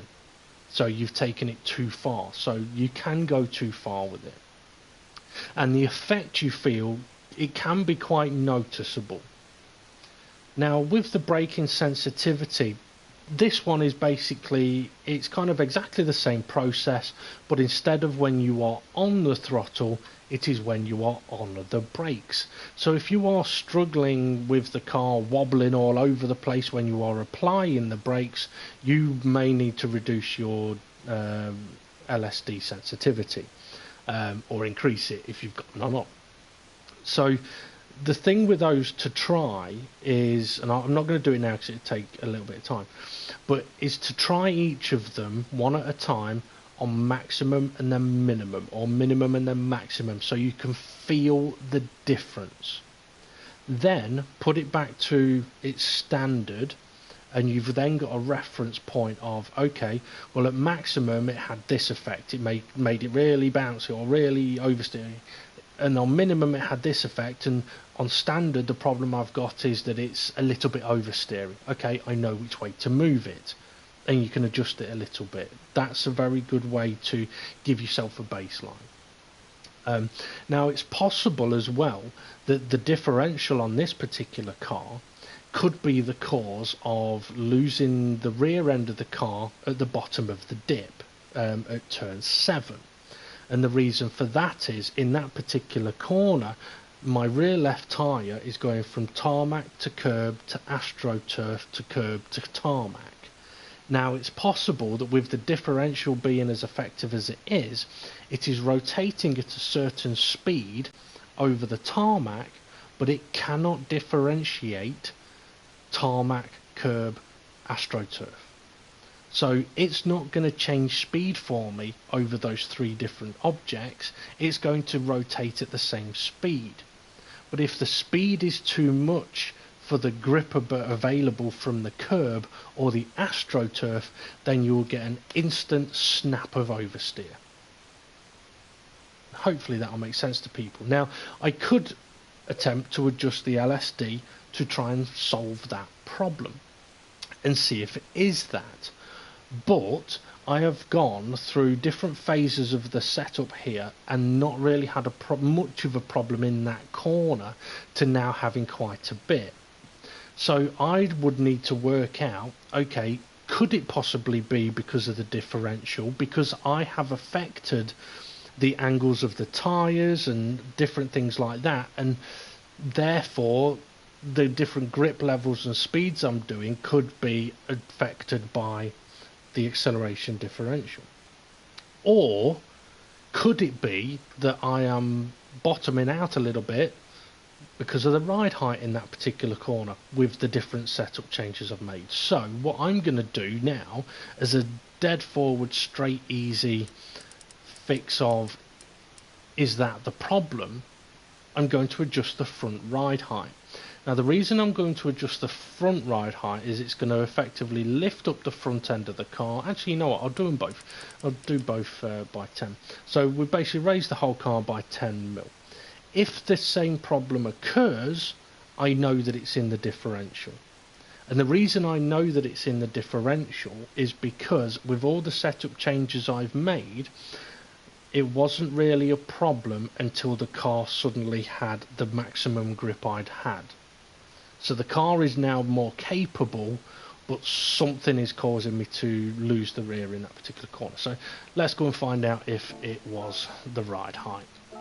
It's possible that it is the ride height, but I am thinking it is more likely to be the differential. And the reason I say that is because I haven't particularly struggled too much with the ride height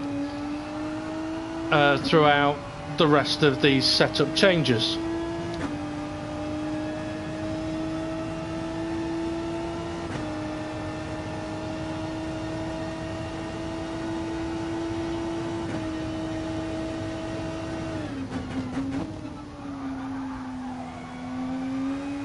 Now, increasing the ride height as well, it will have reduced the grip that I'm going to get overall, but obviously if the ride height's too low, it'll be a benefit to you.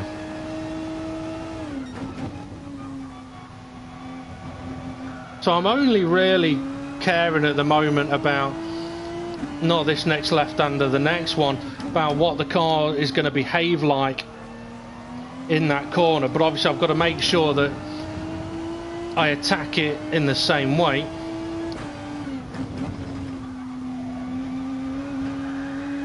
Okay, so still lost the rear. That's all I needed to know.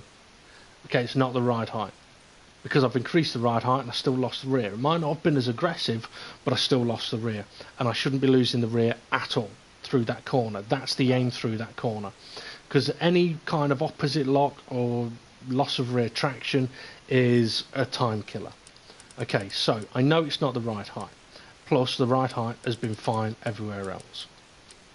Okay, so what I'm going to do now is I'm going to adjust the differential, the acceleration sensitivity, and the reason for this, I'm going to reduce it. And the reason for this is I think that the differential is coming in quite powerfully, causing the tyres to rotate, the wheels to rotate at a specific speed. So I'm going to reduce the differential. No, I'll go quite a bit. Go by 15. What should we halve it? Ah, fuck it, let's halve it. So I'm going to reduce it by half, and let's see what effect that has.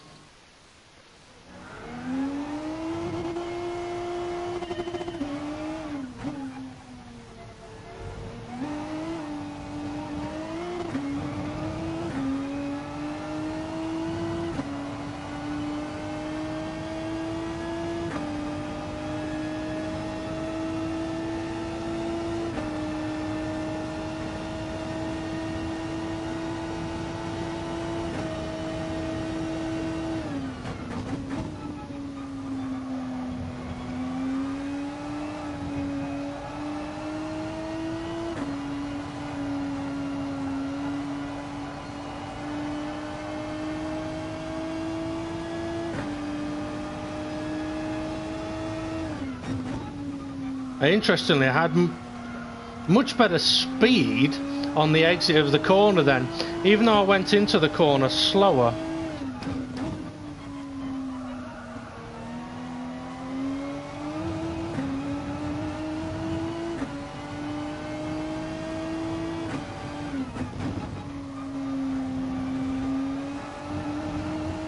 Oh, no oversteer there, but I didn't quite attack it right.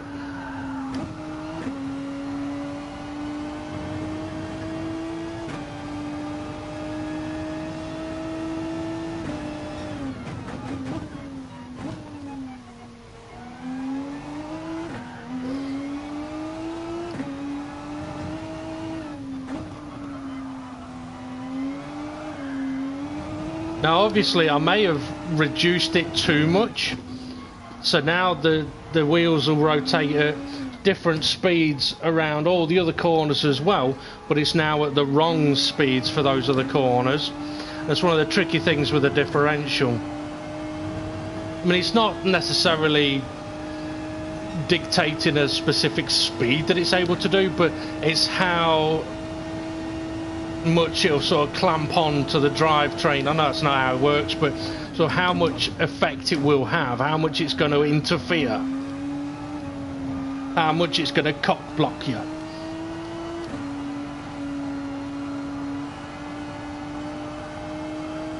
See, from that point on, much better acceleration.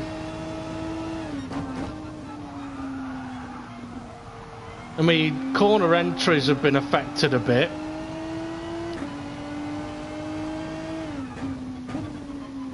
But my corner exits have been a little bit better. Oh, I say.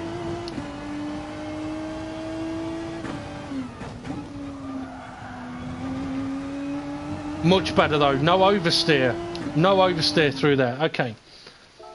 So no oversteer through there whatsoever, but once again I've adjusted something that is effectively for accelerating, and my steering's been affected. So it's kind of affecting the rear, or adjusting the rear, and it's affecting the front. But that's fine, that's not a problem. Because that to me just says I've adjusted it too much. So instead of 40 and going to 20, I'm going to go from 40 to 30. So hopefully now this will allow me better entry, but also much better exits. So whereas on the last run my entries into the corners weren't as good, but my exit speeds was better, and now I'm hoping for better entry and just as good exits. And this is all to do with the different rotation speeds of the wheels.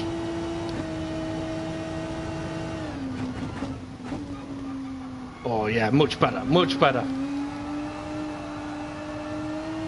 It turned in so well, it actually caught me off guard.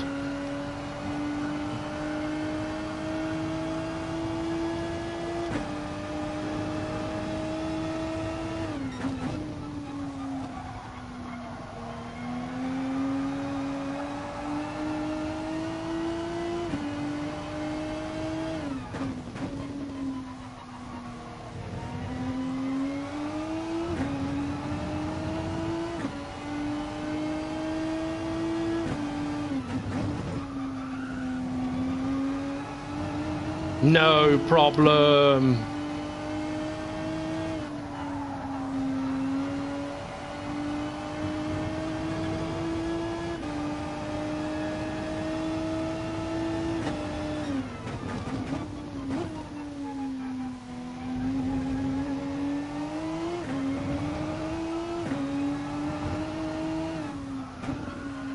Oh, pushing too hard.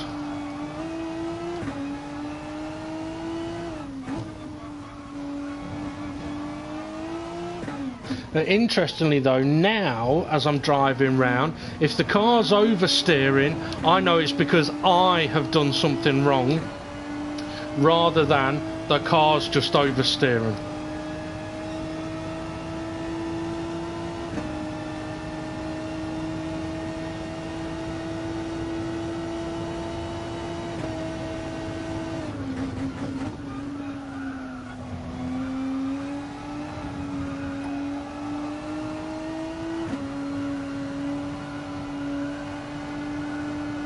Bit of understeer coming, I'm trying to push.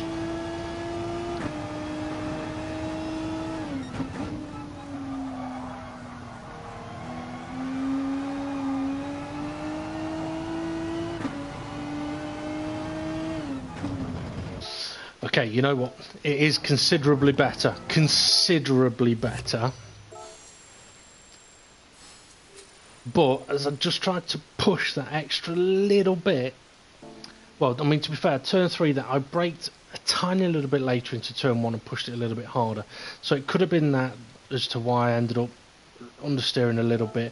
I was trying to push that a little bit harder, and shouldn't do that when testing a setup. But that though is definitely working considerably better. Now, with the braking sensitivity, it has a very, very similar effect. It controls what your the different speeds your wheels can go when you are under braking, and it can have a very big effect. I'm not going to show you that now because I've been on for God knows how long, but give it a go. Go from standard to minimum to maximum and see if you can feel the effects that it's having. And that's one of the things to try and do when you're trying to work out what is happening with the setup, is by making one change at a time, can you feel the effect the change is having? So every lap that I've done on this particular broadcast, after that initial sort of is the gears right and stuff like that, every lap after that has been one change at a time, and can I feel the effect that it's had? And I've been able to feel the effect of every single change that I've had, and because I can feel the effect, I can understand the effect, and I can apply the effect. So if you're not sure what bit of a setup does what, don't be afraid of maximising it or minimising it to find out and feel what effect it has. Okay, this particular car I think is handling 100 times better than it was when I started. If I was going to continue on the setup a little bit, I may adjust the toe angles a tiny bit, but I don't know if I would reduce the rear toe angle, because if I do, the front end will get sharper, and I don't think that'd help.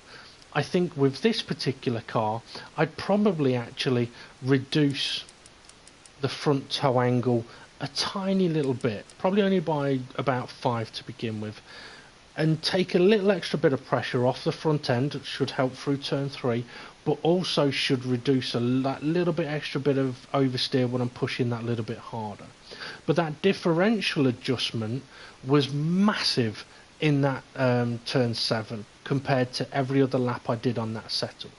Massive difference. So it was going from tarmac to curb to AstroTurf at the different speed rotation speeds that the car couldn't handle when it went onto the curb at the and then the AstroTurf.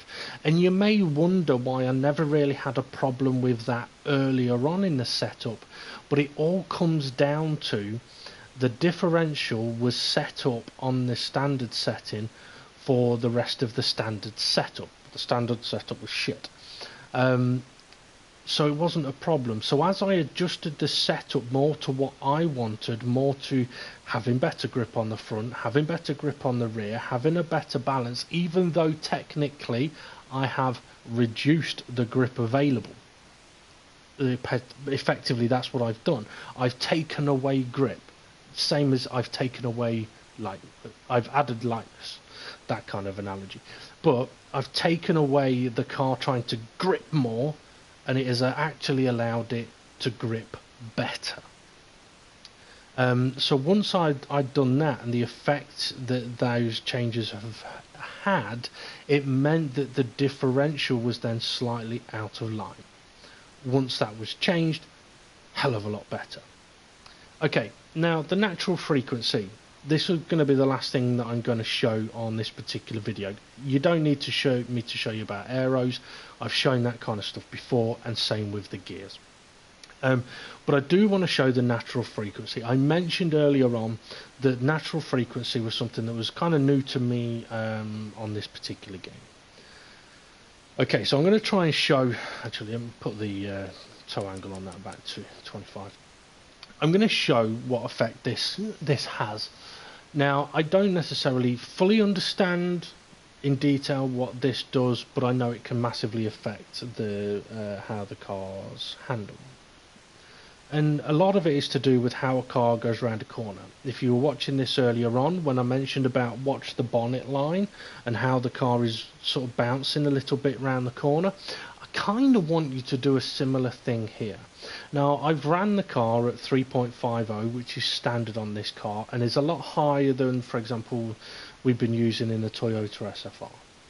But I'm actually now going to maximise it, just to show what effect this has. Now, maximising it, according to the bit on the right hand side, the higher the value, the stiffer the feeling of the ride. The lower the value, the more gentle the ride feels, matching the natural frequency of the front and back wheels for a smoother ride. Now, you do need to match the frequency front and back. In quite a few of the cars I've found, it means having the same number on the front as the rear, but depending on setup, sometimes the front frequency needs to be different to the rear, and part of the reason for that is If your suspension settings are telling your front tyres to bounce up and down under compression at a different rate to your rear tyres, but your natural frequency is set exactly the same, then effectively you could end up with a seesaw effect, right? But if you adjust your natural frequency to compensate for the different speeds in which your front tyres will compress under suspension and rear tyres will compress, new word, then instead of having like a seesaw effect, you end up with more of a bouncy mattress effect, or should a foam mattress, a NASA foam mattress effect. So it'll sort of all squashes together, a little bit like if you know anything about Formula 1 cars, when they're barreling super fast down a straight, the whole car gets a little bit lower, but the rear goes even lower than the front. The rear will move more than the front, especially on a Red Bull, and that's to balance it out at high speed and gives it minimum drag. And then as the car slows down and the rebound of the suspension kicks in, the front of the car lifts up a little bit, but the rear of the car in the same space of time lifts up considerably more, and that's going to be part of the natural frequency side of things. But anyway, let's go and have a look at what this change has done. So as I mentioned, keep an eye on the bonnet line if you can't really tell what effect this may have had. Now, it shouldn't have too much of an effect on the straights unless we hit a bump. But to be honest, actually I can feel it on my steering. My steering's bumping down the straights. Didn't go up to 7th.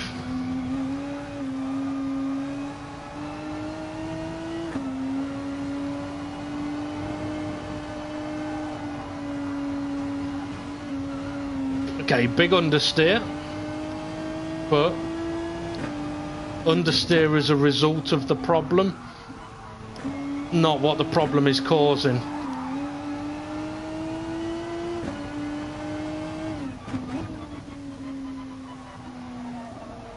So I'm going to do this lap, and then if I can, at the end of this lap, in case anyone hasn't noticed it, I will mention what effect it is having.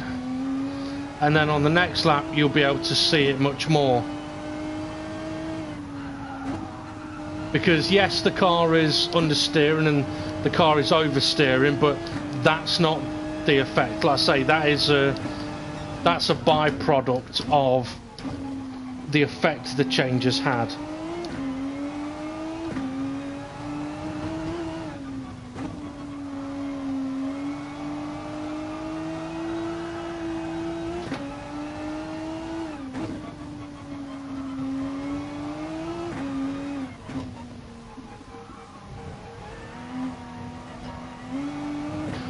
Okay, for anyone that hasn't spotted it, the car is bouncing like crazy. So down here, I can feel the car going bouncing on all the little bumps.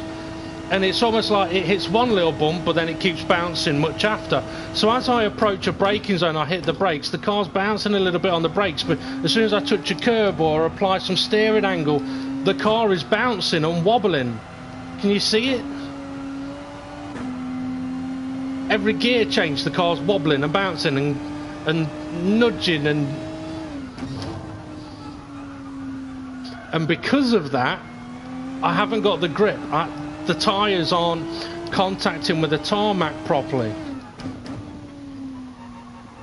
Bouncy, bouncy. See, like when I was on the curb there, I mean, okay, it may have been shaking that much earlier, but the effect is more pronounced for me now. So whenever I'm touching a curb or anything, it's bounce, bounce, bounce.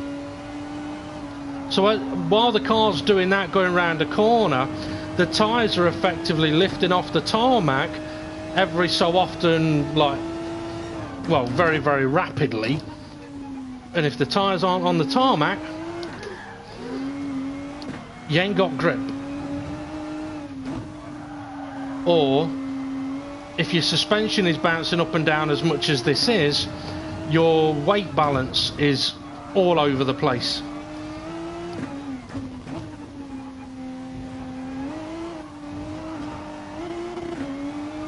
Now with this particular setting you can go too far the other way as well. Minor adjustments on this particular setting is what I would recommend. Now would I change it on this car? Maybe, but it would only be by a very, very small amount, a very small amount. Okay, I think I'm pretty much done on this one, this video for today. I don't know how long this one's been on for. Hopefully some of the stuff I've talked about in there is going to have been of use to you, and before I absolutely annihilate this setup I need to take that back to what it was on. Anyone remember what it was on? 3.5 I think it was.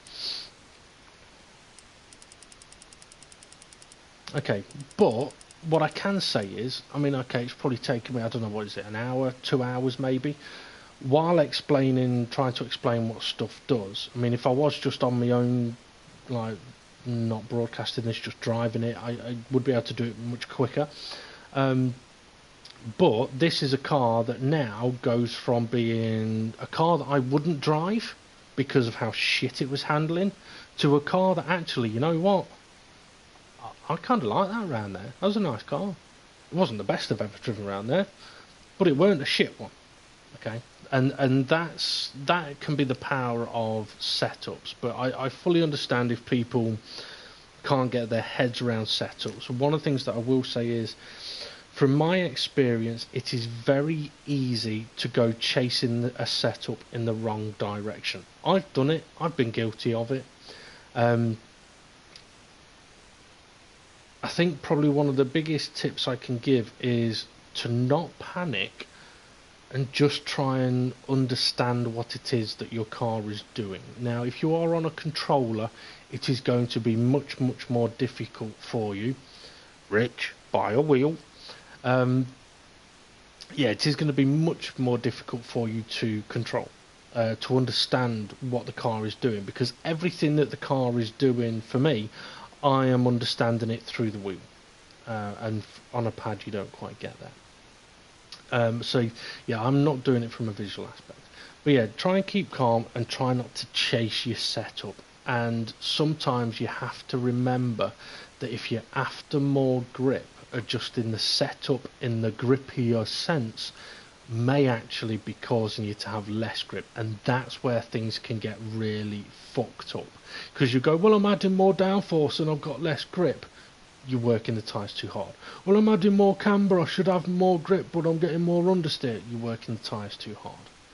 So sometimes less is more. Less is more. Anyway, I'm going to bring this video to an end. However, I did say today was going to be a little bit of a sort of GT broadcast marathon. I ain't going to be on all day, but this was part 2 of a couple of the things that I want to try and get done today. Now, since I've been broadcasting this, I have noticed there's been a bit of a chat in the DGT drivers chat. None of them replied to which car I should use earlier on. But I noticed there has been a couple of messages in there. Let's see. Also, Rich Blues wanted to know what's the first race of the season for the Red Bull Junior. If I told you, I'd have to kill you, or should I have to kill myself? Because even if I know, it would be unfair of me to practice around said track, and it would also be unfair of me to announce it before the admins announce it. So, unfortunately, I'm not going to do that. And I'm also not going to go practicing on any of the tracks either. I would not want to, for anyone to think I was getting some kind of unfair advantage. Okay, so what I'm going to do, I'm kind of in two minds, because I've been driving a while, my arms are starting to hurt a little bit. But one of the things that I wanted to try and do today was go for a drive around the Nordschleife. But not in the normal sense. I was thinking, can we drift around the Nordschleife without going off the track? Now, I'm not sure that I could do that, even on the best of days, but I did think maybe that is something that I could do today. And I thought, you know what, I might work. If I was to do it, then perhaps the way I should do it is, because sometimes the only way you learn is from your mistakes, would be to say, right, okay, if I go off the track, we restart the lap. It would be tough to do, but it's kind of an old school way of doing things. There's no point learning the second half of a track if you can't do the first half. So redoing the first half again and again and again and again and again will allow you to learn that much quicker. You still need to learn the second half, but so yeah, I'm in two minds. I'm going to finish this broadcast, I'm going to go to the bathroom, going to get a drink. If I'm up to it, I might give that a go. We'll see how we get on. But if I get up and go and make a drink and I feel like I'm not up to it, then I ain't going to be on. And I won't be on this evening. But anyway, we'll see. Hope this video has been of use to anyone that may watch it. Anyway, I've been Demon Red Mist. Have a good one, folks, and I shall see you all again soon.